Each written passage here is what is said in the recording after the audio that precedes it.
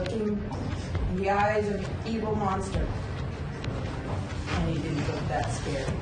Tonight, face-to-face with the fugitive priest. They want extradited to Canada. As those facts become known, so too will be the exact reasons for his passing. Canada's Justice Minister has asked how the man accused of the Saskatchewan stabbings died in custody.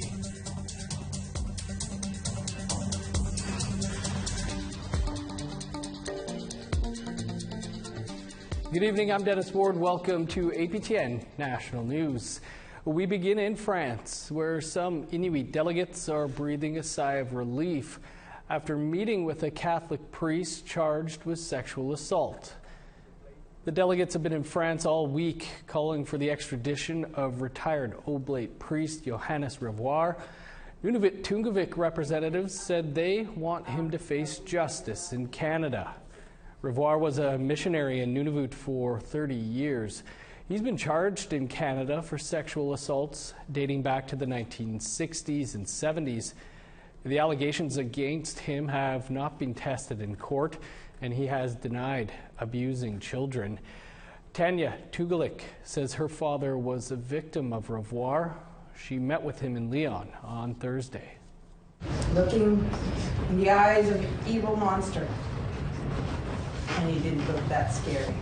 We have let him know that he can choose on his own and that we have a ticket for him and that he can travel back with us to Canada.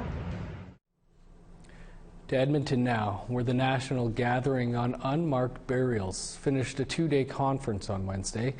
The conference brought in hundreds of leaders from across Canada to help communities find the best resources to find family members missing from residential schools. APTN's Chris Stewart has more.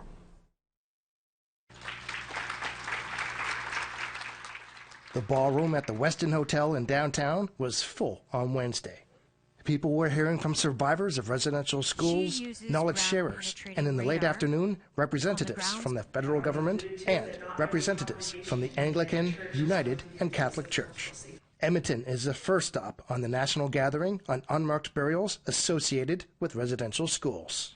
Kimberly Murray is the independent special interlocutor selected to lead their 2-year mandate to help Indigenous communities find the resources and help they need to find those children who never made it home.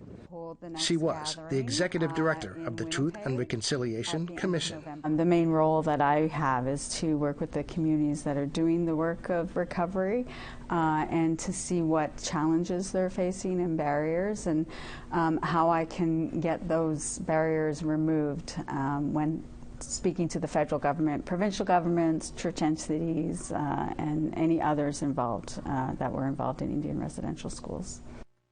This conference offered breakout sessions on finding records and the latest in unmarked graves search technology. Bringing people from across the country allowed ideas and best practices to be shared. Kimberly Murray says there were some common concerns she heard from listening to survivors and leaders. Big concerns over supports for wellness in the community. Some communities are being denied supports for wellness of members on their search teams. So that's an immediate concern that that we need to address. Also, the commonality with all communities is access to records. That's an ongoing, I know everyone's heard about this with the church records, with the government records, and people are really trying to learn where their records are and how to take ownership, control, and possession of these records. In the late afternoon, those gathered heard from church leaders how they plan to help in finding those children still missing. All physical and sexual abuse that happened in Indian residential schools was also spiritual abuse. To be a representative of the church and to dare to preach the gospel or to convert somebody to Christianity and then to also abuse a child created damage to spirits that we can never undo. We can only flourish together. That's our goal. It's an ambitious goal. It's an audacious goal. And it will not be a goal that will be solved with quick fixes. It's a goal that will take 7 generations, I'm sure. But we're committed to it every step of the way.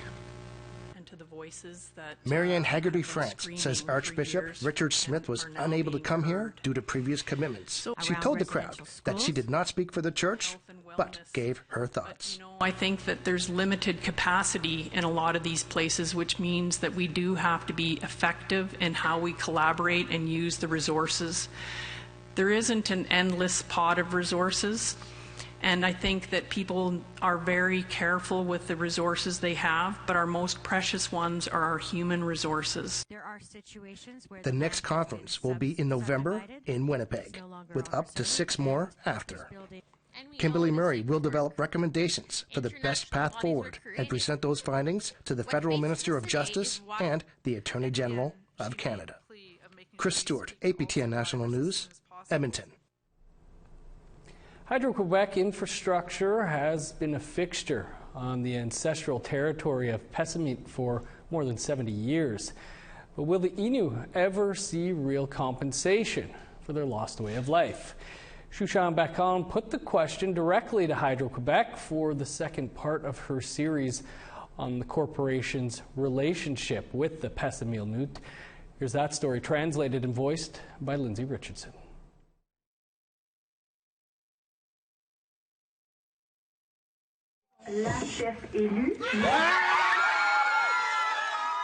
Back in mid-August of this year, Pessimist elected the woman who will serve as the community's new Grand Chief for the next 2 years. And Marielle Vachon came into office with a vision for future dealings with Hydro-Quebec. Une bataille continuelle qu'on va devoir mener et ne pas les lâcher de pouce après qu'on les aura rencontrés.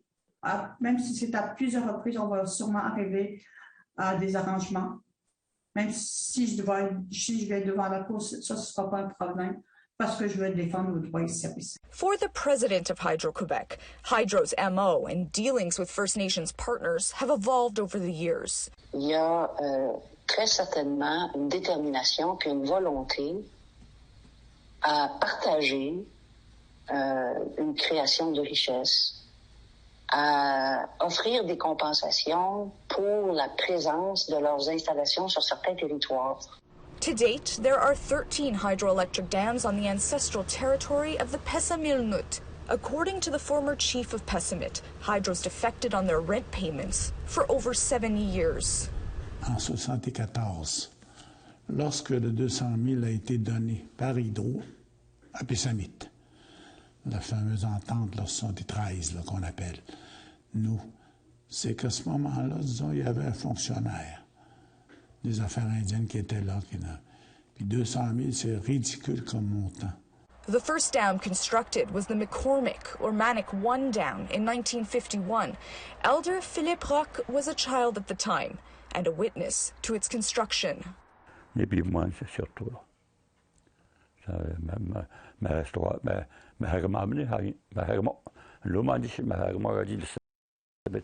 In the same era, Cécile Bacon and her family were returning from their trapline, located where the immense Manic 5 dam now stands. They had no idea of Hydro's plans for the site. It's for these reasons that Pessimist kept on a long-term Superior Court lawsuit targeting both provincial and federal governments, as well as Hydro-Quebec. They're seeking $500 million in historical damages. In an email, Hydro-Quebec says a portion has already been paid out. Payments to the community of Pessimist represent more than $85 million. We are referring to the Pessimist Agreement of 1999, which notably concerns the hydroelectric power station on the Tulnestuk River, or the payments made under salmon restoration agreements. But Marielle Vachon sees a hidden catch. She feels the community deserves more. Au début, c'était un projet qui émanait de l'Hydro-Québec. Ils nous envoyaient des fonds.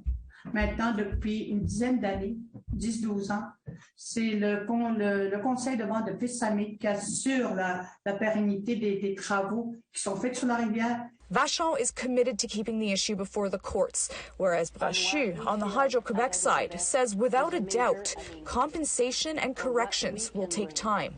et qui va prendre des années là, à se régler par les voies à travers les cours, là, c'est vraiment une approche extrêmement complexe qu'on respecte au plus haut point, là. In the meantime, are there other hydro projects moving forward without Indigenous consent? Find out more coming up. A story by Shashan Bacon, APTN National News. Pessimist. Court date has been set for a retired priest who has been charged following an investigation into sexual abuse allegations at a residential school in Manitoba. 92-year-old Arthur Massey will appear in court on March 7th and 8th next year in Winnipeg. Massey was arrested in his home in June and charged with 1 count of indecent assault. In July, he pleaded not guilty. The charge follows an 11-year RCMP investigation into sexual abuse allegations at the Fort Alexander Residential School in the late 1960s. In Ottawa, Public Safety Minister Marco Mendicino talked to reporters about how Miles Sanderson died in police custody. Sanderson died shortly after he was arrested in connection with the fatal stabbings in the James Smith Cree Nation and neighboring town of Weldon, Saskatchewan.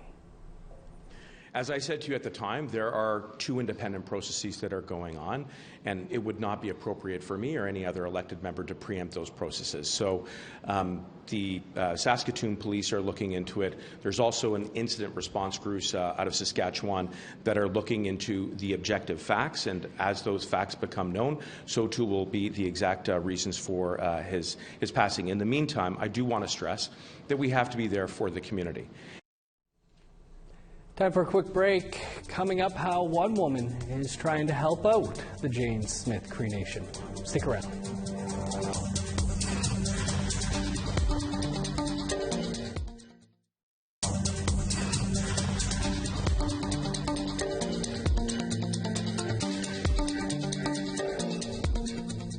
Welcome back. In the wake of the tragedy at James Smith Cree Nation, one woman is hoping to provide healing through the power of sacred medicines. Sav Jonesa has more on this story. Marcy Sinclair is no stranger to the power of sweetgrass. There's 21 strands, so one strand won't be strong by itself. But with 21 strands, you know, it's almost unbreakable. This sweetgrass teaching can help strengthen communities like James Smith Cree Nation in Saskatchewan. That's where residents are grieving after 10 people were stabbed to death and another 18 injured. Her husband is accused of killing my sister. Our family is here to forgive. Our reserve is close-knit, and they were close-knit. For Sinclair, the incident hit home. Though she is from Fisher River Cree Nation in Manitoba, she once sought healing from the James Smith residents. Now she hopes to return the favor. There's many people we met, either directly or indirectly, but everyone was so beautiful and caring from James Smith. Sinclair came to the community to fight her addictions. She says alcohol affected her relationship with her daughters, and the people of James Smith made all of the difference. I was sober, from attending Sagwanama Lodge and the support of the James Smith community members. Forever grateful for the cultural teachings they bestowed on her, Sinclair has decided to send care packages of traditional medicines she's harvesting. There's a lot of ceremony people there, and with every ceremony you need smudge, you need medicine to make other medicines, to use with other medicines. So I just felt in my heart that I had to send medicines and traditional items to them. The sweetgrass in this field is among some of the sacred medicines they will receive.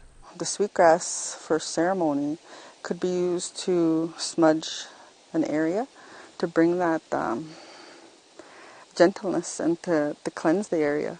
Sinclair hopes that through ceremony, the community will find the same healing in each other that they offered to her family. Keep the ceremonies going, especially for the ones that lost the loved ones, because that spirituality is very important, especially when someone passes. It's going to take a long time to feel better, but to have the memories of their lost ones in their hearts. Sav Jonza, APTN National News, Fisher River Cree Nation. Metis elders from St. Laurent, Manitoba wrote and published a Michif French dictionary. The language used to be widely spoken in Métis communities, but is now in danger of disappearing. Amelia Fournier has more. And your mom, sisters. These Métis women have been meeting weekly in St. Laurent, Manitoba, to craft together for years. But from 2011 to 2016, their sessions were used to write the first ever French Michif dictionary. Il y a des recettes qu'on a faites en Michif. On les a écrits en Michif, puis on les a écrits en anglais. Puis il y a des prières. Michif is a flexible language that mixes mostly French and Cree with its own accent, written phonetically. Tous les petits villages alentours, comme la Saint-Ambroise, Saint-Laurent, Sainte-Madeleine, ils ont tous leurs différents langages. Comme nous, ça parle tout différent, mais ça parle tout en Michif français. Skunk. Vous autres, vous dites Moffett. Puis nous autres, Chicac. Comme je disais là, tu parles, on va voir ça. V-O-I-R. Nous autres, on dit, on va voir ça. Where. So W-A-Y-R. So c'est écrit différent, hein? Métis historically spoke many languages, so Michif evolved out of their mixed origins and their role in the fur trade. Because that's all my mom and dad used to speak too, is Michif French. Well, plus some Cree. No, my mom and dad. And Soto. Because my grandma, my Boudreau, she did a lot of Cree. Lorraine Coutu, June Bruce, and Agathe Chartrand are 3 of the 5 authors that are still alive. Their dictionary earned them each an honorary doctorate of letters from the University of Winnipeg. Les plus jeunes, ça parlait pas en Michif, ça parlait en anglais. Puis ça fait. C'est pour ça qu'on a commencé. On voulait que ça l'apprenne tout. They realized that the Manitoba Métis Federation mostly promoted Michif Cree. In 2011, they went to a Michif language conference held by the MMF, where the participants from St. Laurent felt excluded. Tout ça, ça parlait toute la journée, on n'a pas compris un mot parce que ça parlait en Cree. Ça arrivait, puis ça parlait entre eux autres, puis nous autres, c'était assis là pour comprendre. On n'a pas compris un mot que ça disait. They also wanted to share the language they were forbidden from speaking at school. À l'école, chaque fois que tu parlais ton langage, le métier français, on se faisait chicaner, donc taper les mains, c'est pas de même que tu dis ça, puis ça disait qu'on parlait comme les sauvages, talking like Indians. À l'école, on comprenait pas le français, puis les sœurs, ça ne comprenait pas, ça marchait pas comme fou. Discouraged, Agathe Chartrand left school in the 7th grade. Est-ce qu'il y avait beaucoup de personnes qui ont quitté l'école parce qu'ils parlaient Michif et c'était trop difficile? Yeah, il y en avait plusieurs. Après ça fait ça trouver ouvrage. The dictionary is written in English and Michif French, so younger generations, like Laurent's daughter, Andrea Rose, can use it. And by the time I went to school, it was because they were taught that Michif French is not like a good French, so I was taught English so that when we go to school we have no problem blending in. These women lead Michif French classes for kids and adults across Manitoba, and Andrea Rose is learning along with them. So when the little girls play with it, we say chemise. This is a chemise. And this is a capot. And this is chuk. And Crémon. And crémon, scarf. And chaussette. Amelia Fournier, APTN National News, St. Laurent, Manitoba. Si bon et nestoyar. Amelia, those were some pretty awesome St. Laurent shirts there too. Well, we're always looking to get your feedback. Here's how you can continue the conversation. You can send us an email to news@aptn.ca, or leave a comment on our website. That's aptnnews.ca. You can also find us on Facebook, Twitter, Instagram, YouTube, and TikTok. Follow APTN News to join the conversation and see our latest stories. Time now for another quick break, and then we're off to the Four Fires Festival. Stick around.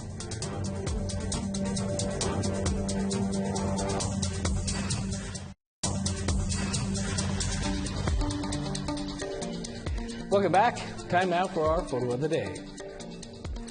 And this photo was submitted by Pam Heavyhead. She shares the view she saw of just some of the mountains located in Waterton National Park. The park's located in the most southwestern tip of Alberta and is a beauty. Keep those pictures coming by email to share@aptn.ca. Now let's take a look at tomorrow's weather forecast. Starting on the East Coast, 16 in Halifax and Fredericton. 12 and cloudy in Kuujjuaq, rain in Nain and a high of 10. 19 in Montreal, sunny and 14 for Chibougamau. 21 in Sault Ste. Marie, showers and 15 in North Bay. Rain and 14 for Thunder Bay, rain and 13 in Sioux Lookout. 20 for God's Lake and Norway House. 13 in Winnipeg with rain, 18 in Dauphin. Cloudy and 18 in Regina, cloudy and 19 for Saskatoon. 19 in La Ronge, 20 for Meadow Lake. In northern Alberta, 21 in High Level and Fort Chip. 20 in Edmonton, 22 for Lethbridge. 16 with rain in Kamloops, 17 in showers in Vancouver. 11 with rain in Prince George, 14 in Dease Lake. 11 in Old Crow, 14 for Whitehorse. 18 with rain in Yellowknife, showers and 16 for Norman Wells. +1 and a chance of snow in Sax Harbor. 7 in rain in Paulatuck. 9 in Whale Cove and Arviette. 2 in Cambridge Bay. -3 in Resolute. +3 with snow in Arctic Bay.